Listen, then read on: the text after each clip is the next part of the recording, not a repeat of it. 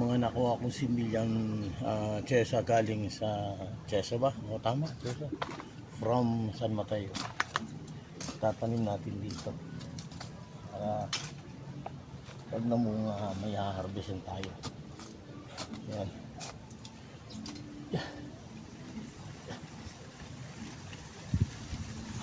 Uso na ngayon yung tanim na tabi-tabi.